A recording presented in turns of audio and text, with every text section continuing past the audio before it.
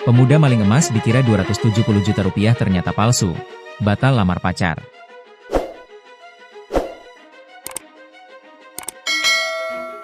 Apes pemuda Tarakan curi emas, ternyata palsu. Berharap dapat 270 juta rupiah untuk lamar kekasih, ia kini malah masuk penjara.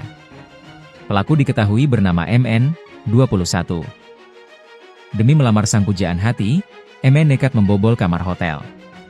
Ia mencuri perhiasan milik seorang wanita Diana, 55, seorang tamu hotel, pada Senin, 7 Juli 2025, malam. Kronologi maling emas palsu di Tarakan ini diungkap Kapolsek Kawasan Pelabuhan, KSKP, Nunukan, Ibtu Andre Azmi Azhari. MN diketahui merupakan seorang residivis yang kembali berurusan dengan hukum setelah membobol kamar tamu lain di hotel tempatnya menginap.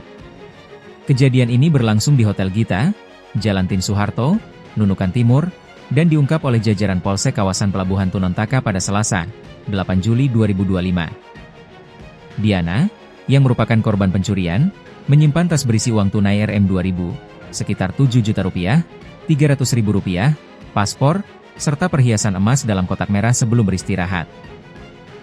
Saat bangun untuk sholat subuh, ia terkejut mendapati barang-barang dari dalam tasnya telah berpindah ke kamar mandi.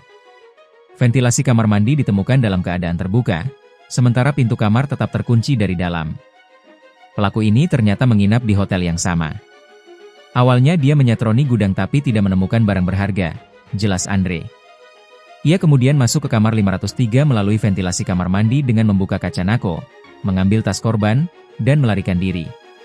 Berdasarkan penyelidikan, polisi menemukan MN berada di atas kapal feri KM Manta yang akan berangkat menuju Tarakan.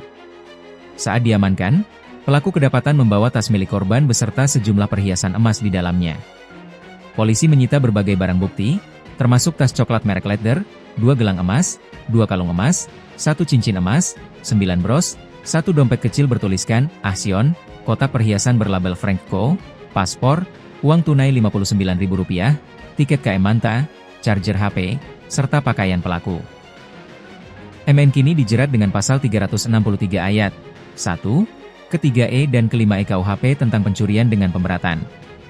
Saat kita pastikan keaslian emas yang dicuri di Pegadaian, ternyata itu imitasi atau palsu, jelas Kapolsek Kawasan Pelabuhan, KSKP, Nunukan, Ibtu Andre Azmi Azhari. Andre menambahkan bahwa polisi segera memproses laporan kehilangan uang dan perhiasan dari Diana, yang awalnya dilaporkan mencapai 270 juta rupiah. Setelah Pegadaian melakukan uji kadar emas, terungkap bahwa nilai kerugian yang sebenarnya hanya sebesar 2,7 juta rupiah.